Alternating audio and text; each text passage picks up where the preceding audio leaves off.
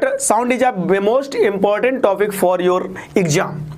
तो आइए आज हम लोग बात करेंगे बेटा साउंड पर, साउंड अर्थात ध्वनि पर। तो ध्वनि की बातें करेंगे, साउंड क्या होता है, साउंड के से बनने वाले क्वेश्चन को हम कैसे कर पाएंगे, थ्योरी वाले क्वेश्चंस को कैसे करेंगे, न्यूमेरिकल वाले क्वेश्चंस को कैसे करेंगे। इन सारे अगर क्वेश्चंस को आप देखना चाहते हैं, अपने नंबर सिक्योर करना चाहते हैं, तो बने रहिए हमारे साथ इस वीडियो में आखिरी तक। एक एक क्वेश्चंस लास्ट में मैं आपको कुछ ट्रिक्स भी बताऊंगा, तो उनको भी आपको ध्यान में रखना है। आइए स्टार्ट करते हैं। तो ये है हमारे लिए बेटा साउंड, टॉपिक का नाम है हमारे लिए बेटा साउंड, ठीक है ना। और मैं फिजिक्स गुरु अमित। तो चलते हैं साउंड के लिए। सबसे पहले हम लोग चर्चा करेंगे, बात करेंगे साउंड की बेसिक प्रॉपर्टीज पर। तो यहां पर हम चर्चा करने वाले हैं किस पर बेटा, बेसिक प्रॉपर्टीज ऑफ साउंड। तो आज हम लोग बात करेंगे बेसिक प्रॉपर्टी ऑफ साउंड, और क्या है इसकी बेसिक प्रॉपर्टी हम लोग देखते हैं। चलिए तो देखते हैं बेटा इसकी प्रॉपर्टी को। तो यहां से आपको नजर आ रहा है, चलिए साउंड वेव। साउंड वेव के लिए हमें बेटा इसमें जानना जरूरी है कि व्हाट इज अ वेव, अर्थात इसी टॉपिक को हम लोग बेटा कहते हैं साउंड, और इसी टॉपिक को हम लोग कहते हैं बेटा क्या, वेव। तो आइए हम बात कर लेते हैं वेव की। वेव क्या है? वेव एक तरंग है। वेव क्या है बच्चा? वेव है तरंग। तो हम यहां पर बात कर रहे हैं आज तरंग की। तरंग क्या होती है, वेव क्या होती है। वेव की जैसे वेव का नाम आता है, तरंग का नाम आता है, तो आप इसको जनरली आपने पढ़ा है कि wave is a form of energy. ये एनर्जी के फॉर्मेशन में होती है। जी हाँ, बिल्कुल ये एनर्जी के फॉर्मेशन में होती है। और आज हम समझेंगे अच्छे से कि वेव आखिर होती क्या है। तो वेव क्या है बेटा? वेव इज अ डिस्टरबेंस, जिसको आप कहते हैं बेटा क्या, विक्षोभ यानी डिस्टरबेंस। क्या है? वेव एक प्रकार का विक्षोभ है, डिस्टरबेंस है, हलचल है। क्या है? डिस्टरबेंस, विक्षोभ, या इसी बात को आप कहते हैं हलचल।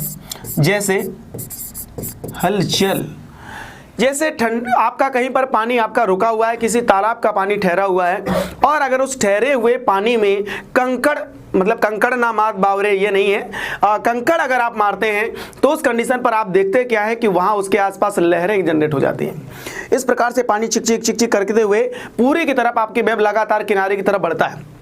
ऐसा होता कैसे है? ये आपका यहां से कंजर्वेशन ऑफ एनर्जी बेटा क्या फॉलो हो जाएगा। क्या वेव वास्तव में एनर्जी है? तो वेव बेटा हम कहते हैं, जी हां, वेव में एनर्जी का ट्रेवलेशन होता है। क्या वेव में ऊर्जा ट्रांसफर होती है, ऊर्जा का स्थानांतरण होता है? पहला क्वेश्चन, एक एक क्वेश्चन को पेन कॉपी निकाल लीजिए और लिख करके बैठ जाइए, एक एक पॉइंट को बेटा नोट करते रहिएगा। तो देखिएगा वेव में क्या बेटा एनर्जी ट्रेवल होता है। जी हाँ, वेव एक प्रकार का एनर्जी ट्रेवल है। क्या है ये? Energy travel. Wave is a energy travel यानी ऊर्जा स्थानांतरण। ऊर्जा स्थानांतरण, ये ऊर्जा नहीं है, ऊर्जा स्थानांतरण है, एनर्जी का ट्रांसफर है। तो वेव जब चलती है तो वहां पर बेटा ऊर्जा का स्थानांतरण होता है। हमने क्या करी, अपने हाथ से पत्थर फेंका, मस्कुलर एनर्जी दी, यांत्रिक ऊर्जा दी, और वो जाते हुए जैसे पत्थर आपका पानी में गिरा, तो पानी में गिरने की कंडीशन में वहां वो क्या होता है, उस कंडीशन में उसकी मॉलिक्यूल्स की इंटरनल एनर्जी को डिफ्लेक्ट करता है। प्रत्येक मॉलिक्यूल अपनी एनर्जी से क्या कर रहा था बेटा, वाइब्रेट कर रहा था। वाइब्रेट करते हुए उस कंडीशन पर जैसे ही हमने क्या किया, हमारा पत्थर गिरा, तो उसने कुछ उसका एक्स्ट्रा एनर्जी दी। एक्स्ट्रा एनर्जी से उसके ऑक्सीलेशन बेटा क्या हो जाएंगे, बढ़ जाएंगे, उसका दोलन क्या हो जाएगा, बढ़ जाएगा, और बढ़ जाने की कंडीशन में लगातार आपकी एनर्जी आगे ट्रांसफर होती रहेगी। लेकिन ध्यान रहे, पार्टिकल ट्रांसफर नहीं होगा, एनर्जी ट्रांसफर होगा, एनर्जी ट्रेवल होगा, लेकिन पार्टिकल का ट्रेवल नहीं होगा। पार्टिकल का ट्रेवल नहीं होगा। तो यहां क्या होगा बेटा, एनर्जी ट्रेवल यानी ऊर्जा का स्थानांतरण आपका हो रहा है। अब ऊर्जा के स्थानांतरण के साथ साथ कुछ बुक में यहाँ आपको मिल जाता है मोमेंटम ट्रेवल। मोमेंटम ट्रेवल क्या हमारे लिए वेब एक मोमेंटम ट्रेवल भी है। जी हाँ बेटा, ये एक मोमेंटम ट्रेवल भी है। मोमेंटम का ट्रेवल का मतलब बेटा संवेग स्थानांतरण। इसमें संवेग भी स्थानांतरित होता है, संवेग भी स्थानांतरित होता है, स्थानांतरण। तो मोमेंटम भी ट्रेवल करेगा और आपका एनर्जी भी ट्रेवल करेगी, लेकिन पार्टिकल ट्रेवल नहीं करेगा, पार्टिकल ट्रेवल नहीं करेगा। क्लियर है? ये बात हम लोगों ने जानी कि वेब क्या होता है। तो वेब हमने जाना कि वेब इज डिस्टर्बेंस। क्या होता है? डिस्टर्बेंस, विक्षोभ, हलचल। इस कंडीशन में एनर्जी ट्रेवल करेगा, मोमेंटम ट्रेवल करेगा, लेकिन पार्टिकल ट्रेवल नहीं करेगा, पार्टिकल ट्रेवल नहीं करेगा। चलते हैं, जैसे हम बात कर रहे हैं कि हमने बताया कि इसमें आपका पार्टिकल ट्रेवल नहीं होगा, तो वेब जो है, वेब आपके, अब हम बात कर रहे हैं बेटा टाइप्स की, तो वेब को आपको 3 पार्ट्स में डिवाइड किया गया। कितने पार्ट्स में? 3 पार्ट में। पहला है बेटा मैकेनिकल वेब। कौन सी वेब? Mechanical web. पहली जो वेब है वो है मैकेनिकल वेब। दूसरा बेटा होता है इलेक्ट्रोमैग्नेटिक वेब। क्या बेटा? Electromagnetic web. तीसरी आपकी जो होती है इलेक्ट्रोमैग्नेटिक वेब को हम क्या कहते हैं? विद्युत चुंबकीय तरंग। और तीसरा है आपका बेटा मैटर वेब। मैटर वेब यानी द्रव्य तरंग। तो आपके पास 3 प्रकार की तरंग है। तरंग कौन कौन सी? 3 प्रकार की। कौन कौन सी मैंने बोली? पहले मैकेनिकल वेब, और मैकेनिकल वेब का मतलब है यहाँ पर हमारे लिए बेटा क्या? यांत्रिक तरंग। क्या है? यांत्रिक तरंग। तो ये आपके लिए यांत्रिक तरंग है। दूसरी तरंग मैंने बेटा कौन सी बताई? दूसरी आपको यहां से मैंने बताया है कि आपका इलेक्ट्रोमैग्नेटिक वेव, इसको आप कहेंगे विद्युत चुंबकीय तरंग, विद्युत चुंबकीय तरंग। और तीसरा आपके लिए जो मैटर वेव लिखा है, इसका मतलब है बेटा द्रव्य तरंग। तो तरंगें जो हैं आपकी 3 प्रकार की, mechanical web, electromagnetic web and matter web. यहाँ से हम बात कर रहे हैं कि आप बारी बारी से एक एक के बारे में डिस्क्राइब करेंगे। मैकेनिकल वेब क्या है? Such types wave they have required the medium to propagate them. ऐसी तरंगें जिनको चलने के लिए माध्यम की आवश्यकता होती है, ऐसी तरंगें जिनको चलने के लिए माध्यम की आवश्यकता होती है, क्या कहलाती हैं? मैकेनिकल वेव कहलाती हैं। तो मैकेनिकल वेव का मतलब बेटा हो गया दे हैव रिक्वायर्ड मीडियम। क्या कहेंगे आप? Required medium. नोट कर लीजिएगा, रिक्वायर्ड मीडियम। जब माध्यम की जरूरत पड़े तो ऐसी वेब को हम बेटा क्या कहेंगे? मैकेनिकल वेब कहेंगे। इलेक्ट्रोमैग्नेटिक वेब आपकी क्या होती है? ऐसी वेब जिनके लिए नो रिक्वायर्ड मीडियम। किसकी हम बात कर रहे हैं? No required medium. तो जिनके लिए माध्यम की आवश्यकता नहीं होती है उनको हम कहते हैं बेटा विद्युत चुंबकीय तरंग, अर्थात इलेक्ट्रोमैग्नेटिक वेव। मैटर वेव्स, इनको हम लोग स्टडी करेंगे। कहां पर स्टडी करते हैं बेटा? आपको याद होगा, इसको हम पढ़ते हैं मॉडर्न फिजिक्स में। तो मॉडर्न के लिए हम एक अलग से वीडियो बनाएंगे, एक अलग से लेक्चर, अलग से क्लास होगी, तो उस क्लास में हम लोग वहां पर उसको डिस्कस करेंगे। यहां पर जो हम बात कर रहे हैं, अभी हमें जो बात करनी है मैकेनिकल वेव, इलेक्ट्रोमैग्नेटिक वेव। अब मैकेनिकल वेव हमारे लिए बेटा क्या है? मैकेनिकल वेव का अगर एग्जांपल हम बात करें, क्या अब हम यहां पर बात आती है, चैप्टर सर आप साउंड पढ़ा रहे थे, बता रहे हैं आप वेव, तो बेटा जो साउंड होता है वो एक प्रकार का कौन सा है? मैकेनिकल वेव है। साउंड माने ध्वनि। ध्वनि एक यांत्रिक तरंग है। कौन सी तरंग है? एक प्रश्न आपका यहां से भी बन गया, ध्वनि एक यांत्रिक तरंग है। इलेक्ट्रोमैग्नेटिक वेव का कोई एग्जाम्पल अगर हम लें तो बेटा ये हमारे लिए होगा जो लाइट वेव है वो आपकी कैसी है? इलेक्ट्रोमैग्नेटिक वेव है। लाइट वेव का मतलब ये हो गया बेटा कौन सी? आपकी प्रकाश तरंगें। प्रकाश तरंगें विद्युत चुंबकीय तरंगें होती हैं, लेकिन ध्वनि तरंगें यांत्रिक तरंगें होती हैं, क्योंकि ध्वनि को चलने के लिए माध्यम की आवश्यकता होती है और प्रकाश वैक्यूम में भी ट्रेवल कर सकता है।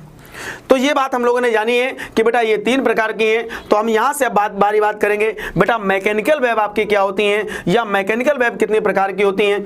तो चलिए बात कर लेते हैं। पहले हम लोग किसकी बात करेंगे? Mechanical wave. कौन सी बेटा? Mechanical web. मैकेनिकल वेब को बच्चों क्या कहते हैं? मैकेनिकल जो वेब है यही है आपकी यांत्रिक तरंगें। तो यांत्रिक तरंगें क्या होती हैं, कितनी प्रकार की होती हैं, कैसे ट्रेवल करती हैं, इनका प्रोपोगेशन कैसे होता है, इसके बारे में हम लोग यहां पर चर्चा करने वाले हैं। मैकेनिकल वेव, क्योंकि इसी का एग्जाम्पल है आपका क्या? एग्जाम्पल के रूप में यहां पर है हमारे पास साउंड वेव। अब साउंड वेव क्या मैकेनिकल वेव है, तो इसके किस टाइप के अंतर्गत आता है, तो यहां से हम लोग बात करेंगे। तो ये है आपका मैकेनिकल वेव।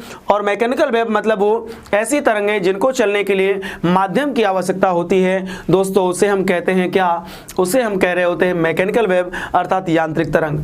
और यांत्रिक तरंग में आपको इनको 2 पार्ट्स में फिर से हम लोग क्या कर सकते हैं? डिवाइड कर सकते हैं। इनके 2 नेचर हैं बेटा। एक तो आपका लॉन्गिट्यूडनल। कौन सा? Longitudinal, longitudinal. और दूसरा बेटा ट्रांसवर्स, ट्रांसवर्स वेव। और 2 मैंने अगली पहली बात करी लॉन्गिट्यूडनल वेव। तो लॉन्गिट्यूडनल और ट्रांसवर्स क्या है बात कर रहे हैं हम लोग।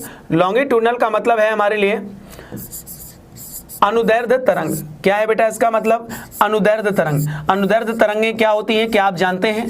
अगर आप जानते हैं तो इसकी डेफिनेशन हमारे कमेंट बॉक्स में आप लिख दीजिए, मैं भी समझ जाऊं कि आप जानते हैं अनुदैर्ध्य तरंग। चलिए 1 सेकंड में फटाफट लिखिए। और ट्रांसवर्स वेव इसका मतलब है बेटा अनुप्रस्थ तरंग। तो अनुप्रस्थ तरंग और अनुदैर्ध्य तरंग दोनों बातों में अंतर क्या है, इसको हम लोग यहाँ समझते हैं। तो यहाँ से आपको लॉन्गिट्यूडनल वेव्स, अब लॉन्गिट्यूडनल वेव में जैसे ही आते हैं तो बेटा लॉन्गिट्यूडनल का मतलब क्या है, ये मैं एग्जांपल आपको लेता हूँ लाइक दिस। यहाँ से आपको मान लेते हैं कि ये हमारे लिए ये कोई बेटा यहाँ स्प्रिंग है और स्प्रिंग इस प्रकार से ये कंप्रेस, यहाँ थोड़ी सी फैलाव है, फिर यहाँ पर कंप्रेशन है। जब आप स्प्रिंग को खींचते हैं तो कुछ इस तरह का फिगर आपको नजर आता है। यहाँ से हम क्या कर रहे हैं, इसको खींच रहे हैं तो कुछ इस तरह की चीज़ें आपको नजर आती हैं, ठीक है ना। ये मैंने स्प्रिंग की गति की बात करी है कि स्प्रिंग के साथ क्या व्यवहार होता है, तो स्प्रिंग के साथ कुछ इस प्रकार का व्यवहार होता है, जैसा कि आप देख पा रहे हैं, जैसा आपको यहाँ डायग्राम में नजर आ रहा है। तो जो आपको यहाँ दिख रहा है, जो आपका जहाँ कंप्रेशन, इसको मैं कहता हूँ कंप्रेशन, इसको हम कहेंगे रेयरफैक्शन, फिर आया कंप्रेशन, फिर आया रेयरफैक्शन, फिर से आया आपका कंप्रेशन। बेटा कंप्रेशन का मतलब है यहाँ पर, हमारे यहाँ पर बेटा कंप्रेशन मीन्स है संपीड़न। कंप्रेशन का मतलब है संपीड़न, जहाँ मैंने सी जिसको नोट कर रखा है, संपीड़न माने जहाँ सिकुड़ा हुआ है। और आर का मतलब यहाँ पर बेटा हमारे लिए है विरलन। क्या है? विरलन। विरलन माने जहाँ फैला हुआ है, फैलाव हो वहाँ रेयरफैक्शन होगा, और जहाँ पर बेटा सिकुड़ा हुआ हो वहाँ पर आपका कंप्रेशन होगा। चलिए कंप्रेशन रेयरफैक्शन हमने बना लिए, यानी जहाँ जहाँ आपको कंप्रेशन और रेयरफैक्शन मिलेगा आप निश्चित रूप से वहाँ समझेंगे कि आपका कौन सा लॉन्गिट्यूडनल वेव होगा। कौन सा वेव होगा? लॉन्गिट्यूडनल वेव होगा। तो लॉन्गिट्यूडनल वेव के लिए अब कंप्रेशन और रेयरफैक्शन की कंडीशन में क्या आता है जरा देखिएगा।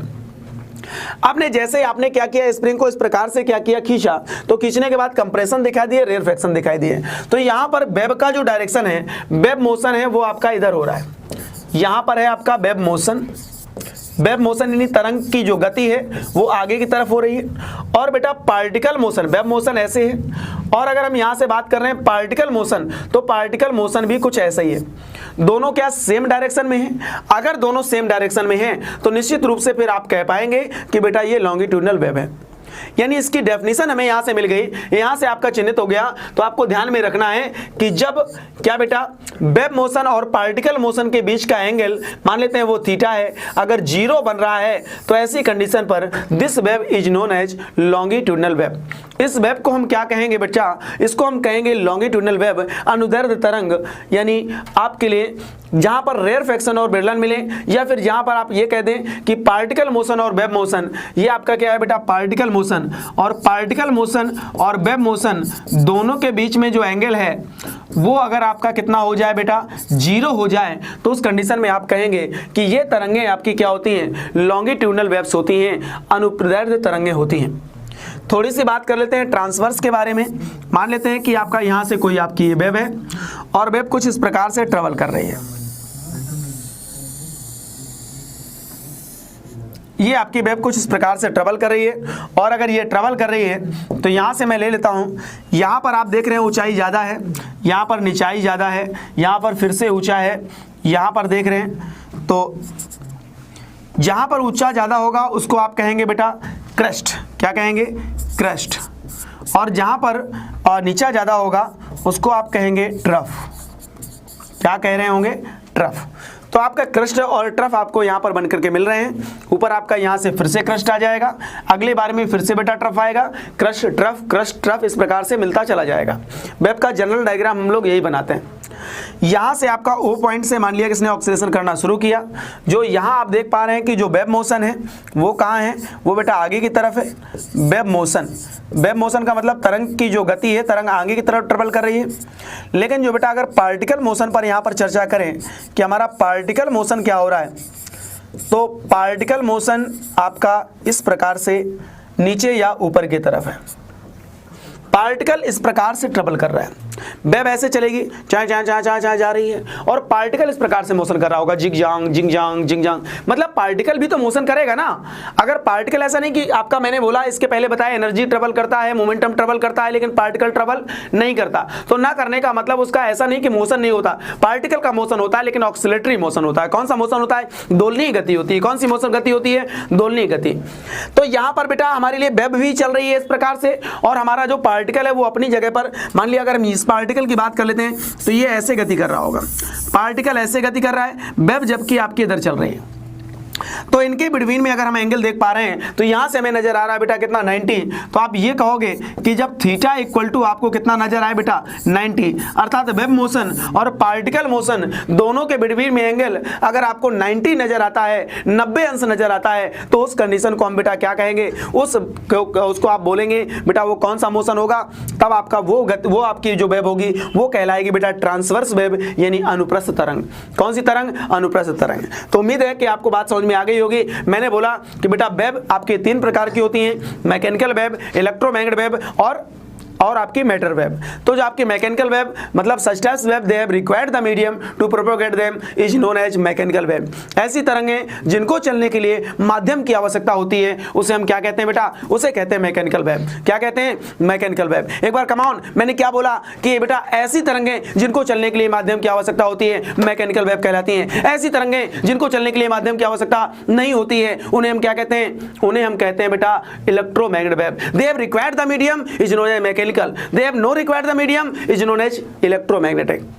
मैकेनिकल का एग्जांपल है हमारे लिए साउंड वेव, इलेक्ट्रोमैग्नेटिक एग्जांपल था हमारे लिए लाइट वेव। यहां पर हम किसकी बात कर रहे हैं? यहां मैकेनिकल की बात करें। Mechanical there are 2 types, longitudinal and transverse. Longitudinal and transverse, अनुप्रस्थ और अनुदैर्ध्य। अनुप्रस्थ और अनुदैर्ध्य। अनुदैर्ध्य तरंगें क्या होती हैं? ऐसी तरंगें जिनमें कंप्रेशन रेयरफैक्शन जनरेट होते हैं और जिनके बिटवीन का एंगल वेब मोशन और पार्टिकल मोशन के बीच का एंगल आपका 0 होता है, या कहते हैं दोनों एक दूसरे के पैरेलल होती हैं। क्या होती हैं? दोनों एक दूसरे के अनुदिश होती हैं, एक ही डायरेक्शन में ट्रेवल करती हैं। ऐसी वेब्स आपकी क्या होती हैं हमारे लिए? वो आपकी कहलाएंगी अनुदैर्ध्य तरंग। कौन सी कहलाएंगी? Longitudinal webs. और ऐसी वेब्स जिनको चलने के लिए माध्यम की आवश्यकता तो होगी, माध्यम इसके लिए भी होगी, मीडियम इसके लिए भी चाहिए होगा, लेकिन आप विचार करिए जिनमें आपका क्रस्ट बने और ट्रफ बने, क्या बने? क्रस्ट और ट्रफ बनता है, वहां पर आपको उसको हम क्या कहेंगे बेटा? उसको आप कह रहे होंगे अनुप्रस्थ तरंग अर्थात ट्रांसवर्स वेब। किसकी? उसको हम कहेंगे बेटा क्या? Transverse web. तो बात क्लियर है? चलिएगा, तो ये बात आपको उम्मीद है समझ में आ गई है, आई होप। आइए देखते हैं कि क्या कंडीशन क्रस्ट और ट्रफ। अब पार्टिकल इसमें कैसे ट्रेवल कर रहा है? पार्टिकल ट्रेवल कर रहा है, लेकिन कौन सा मोशन कर रहा है? पार्टिकल का जो मोशन है वो ऑक्सिलेटरी मोशन है। कौन सा मोशन है? ऑक्सिलेटरी मोशन है। अब वेब मोशन और पार्टिकल मोशन के बीच में जब आपको एंगल 90 दिखाई दे, यानी राइट एंगल बन जाए, क्या बन जाए? राइट एंगल बन जाए, तो उसको बेटा हम क्या कहेंगे? उसको कहेंगे ट्रांसवर्स वेब। ट्रांसवर्स वेब में क्रस्ट और ट्रफ बनते हैं। यहां से यहां तक जो आपको ये दिख रहा है ऊंचाई, इसको बेटा हम कहते हैं एम्पलीट्यूड। क्या कहते हैं? एम्पलीट्यूड। यानी ए का मतलब एम्पलीट्यूड, और एम्पलीट्यूड माने आप कहेंगे बेटा ये हमारे लिए आयाम कहलाता है। क्या कहलाता है? आयाम। क्रस्ट से क्रस्ट की बिटवीन की डिस्टेंस, आप यहां से लेकर के यहां तक की जो डिस्टेंस होगी उसको बेटा आप क्या कह पाएंगे? यहां से लेकर के यहां तक की जो आपकी डिस्टेंस है ये बेटा लैम्डा कहलाती है, और लैम्डा को कहते हैं तरंग दैर्ध्य यानी वेवलेंथ। क्या कहते हैं बेटा? तरंग दैर्ध्य अर्थात वेवलेंथ। तो ये आपकी वेवलेंथ हो गई। और जो बेटा एक क्रस्ट से क्रस्ट तक एक ऑक्सीलेशन कंप्लीट होता है, एक ट्रफ से ट्रफ तक भी अगर यही बात आप बोले तो भी हमारे लिए सही जवाब है। ट्रफ से ट्रफ के बिटवीन की डिस्टेंस या क्रस्ट से क्रस्ट के बिटवीन की डिस्टेंस बराबर होती है, जिससे आप क्या कहते हैं बेटा? वेवलेंथ कहते हैं। यानी एक ऑक्सीलेशन के द्वारा चली गई दूरी के बराबर होती है, और अगर एक ऑक्सीलेशन के द्वारा चली गई दूरी के बराबर है तो आप इसको बेटा क्या कहेंगे? उसको आप कह पाएंगे क्या? क्रस्ट से क्रस्ट, ट्रफ से ट्रफ की बिटवीन की डिस्टेंस लैम्डा के बराबर होगी, जो where lambda is known as wavelength. Lambda is known as wavelength. Clear है? यहां तक सारी बातें क्लियर है। ये मैंने बताई बेटा लॉन्गिट्यूडनल ट्रांसवर्स। अब इनको हमारे साथ एक सबसे बड़ी बहुत बड़ी प्रॉब्लम होती है। क्या होती है? कि जब वहां पर जो आपको ऑप्शन होते हैं वो बेटा दोनों मिलते हैं। कौन कौन से? ट्रांसवर्स भी आपको मिल जाता है, लॉन्गिट्यूडनल भी मिल जाता है। अब लॉन्गिट्यूडनल ट्रांसवर्स में दोनों में थोड़ा सा ही अंतर है, कंफ्यूजन क्रिएट होता है। तो कंफ्यूजन को आप मेरी स्ट्रिक की सहायता से खत्म कर लीजिए। आप दिमाग में एक स्मरण पॉइंट रख लीजिए। क्या बेटा? लॉन्गिट्यूडनल में आप देखेंगे तो दूसरा जो अक्षर है वो आपको क्या दिखाई दे रहा है बेटा ओ, क्या मिल रहा है ओ। और अगर आप इसकी दूसरे नंबर की स्पेलिंग में देखेंगे, ये ट्रिक का मतलब क्या है दो, और दो का मतलब विक्ट्री, दो का मतलब विक्ट्री, सिलेक्शन जरूर होगा। तो विक्ट्री का मतलब यहां पर आपका जो आर दिख रहा है दूसरा मिल रहा है बेटा आर, तो ट्रांसवर्स के लिए यहां पर आर है, और आर का मतलब आप याद रखिए राइट एंगल। तो जिनमें राइट एंगल बन जाए, वेब मोशन और पार्टिकल मोशन के बिटवीन में एंगल राइट एंगल हो, तो वो होगा बेटा ट्रांसवर्स। और इसके 2 नंबर में आपको मिल रहा है क्या 0, तो इसका मतलब जब आपको एंगल उनके दोनों के बीच में 0 मिल जाए तो उसको आप कह देंगे longitudinal, longitudinal for 0, transverse for 90 degree. Clear है? तो इस प्रकार से आपको ये दोनों चीजें याद हो गई। चलिए बात करते हैं आगे की तरफ, चलते हैं इन पर और विचार करते हैं। ये मैंने बात करी है किसकी, ये बात करिए बेटा लॉन्गिट्यूडनल और ट्रांसवर्सर की। तो बात कर रहे हैं बेटा ट्रांसवर्स की और लॉन्गिट्यूडनल की।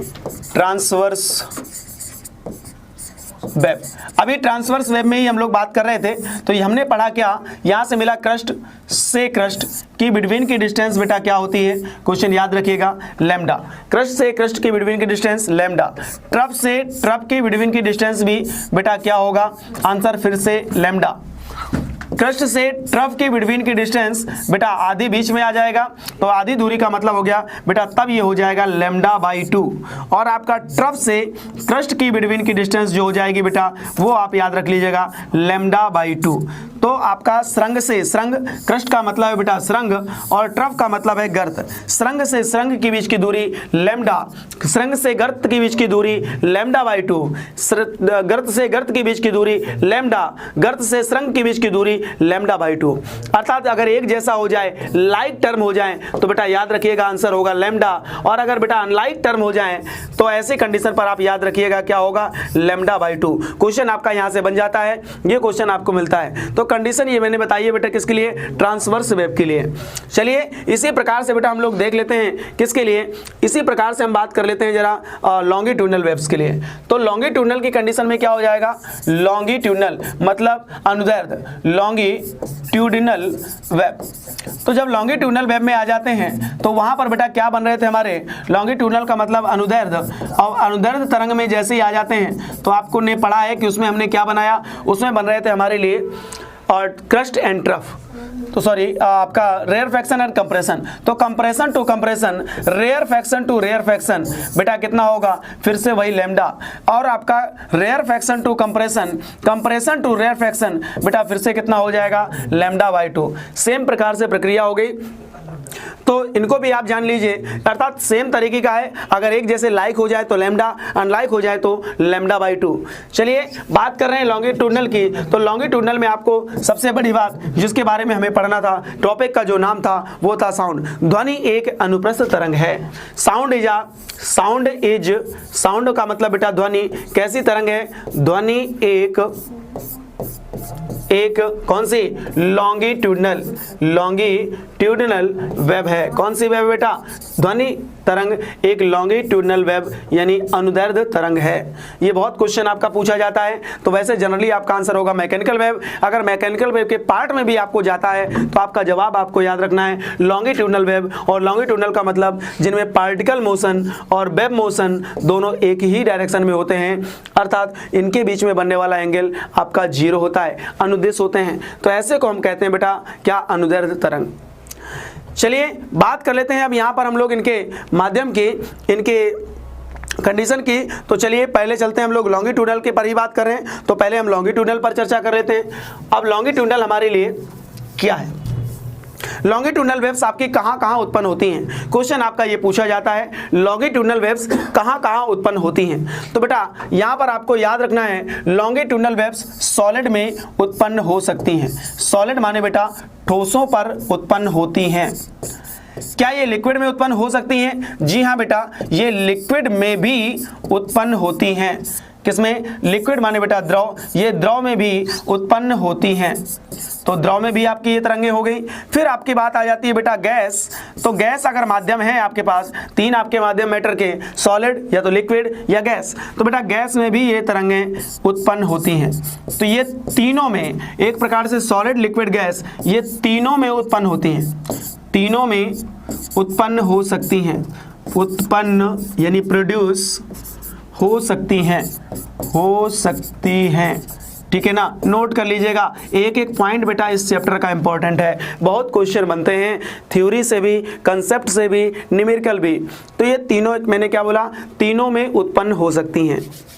इसका मतलब इसको हम इस प्रकार से पढ़ लेते हैं। चलिए, तो यहाँ पर हम लोगों ने ये जाना कि सॉलिड में भी होगा, लिक्विड में भी होगा, गैस में भी होगा। चलिए बात कर लेते हैं, इसी प्रकार से पहुंच जाते हैं हम लोग कहाँ पर बेटा, ट्रांसवर्स पर। तो जैसे ट्रांसवर्स पर चलते हैं, तो ट्रांसवर्स का मतलब ट्रांसवर्स वेव कहाँ जन्म लेती हैं, ट्रांसवर्स वेव।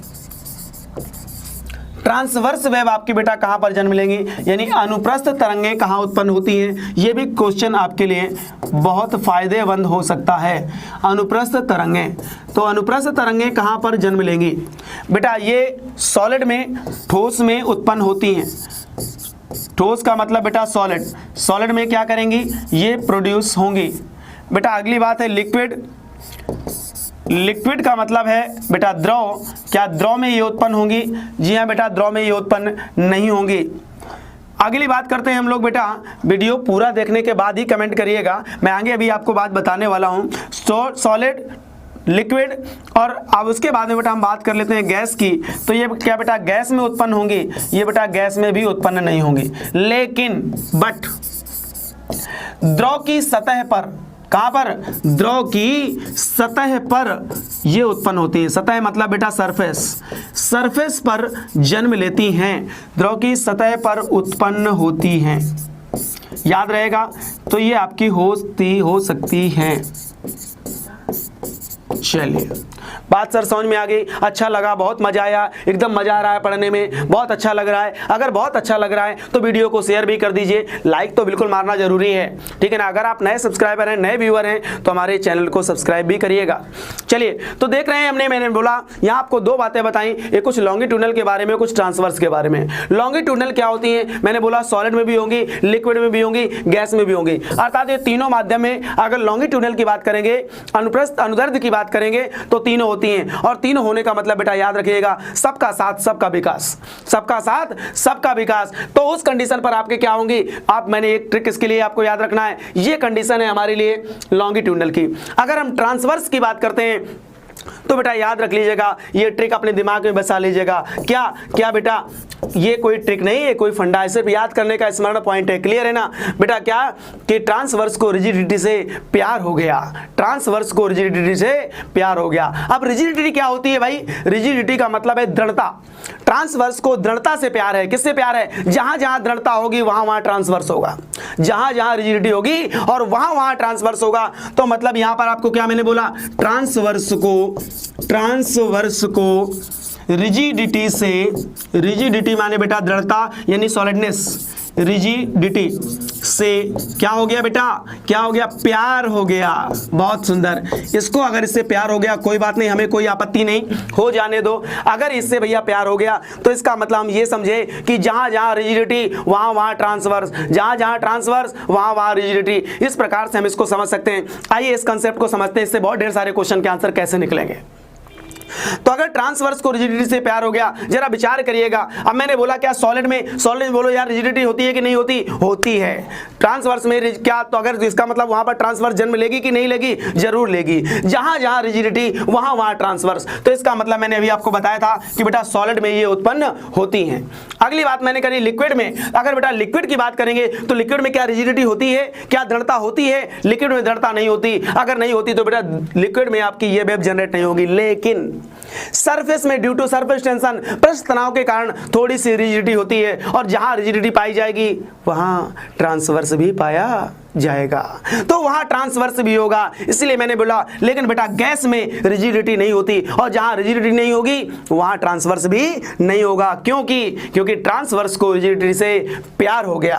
तो आपको याद रख लेना है। उम्मीद है ये वीडियो आपको बहुत समझ में आया होगा, पसंद आया होगा। और आप देखें इनके एक एक क्वेश्चन, आपका ये थ्योरेटिकल क्वेश्चन है, एक एक क्वेश्चन इंपॉर्टेंट है। अगले वीडियो में आपको इसके साथ साथ इसके न्यूमेरिकल और इसके इंपॉर्टेंट कंसेप्ट आपके साथ डिस्कस करूंगा। तो मिलते हैं बेटा अगले वीडियो में। जय हिंद।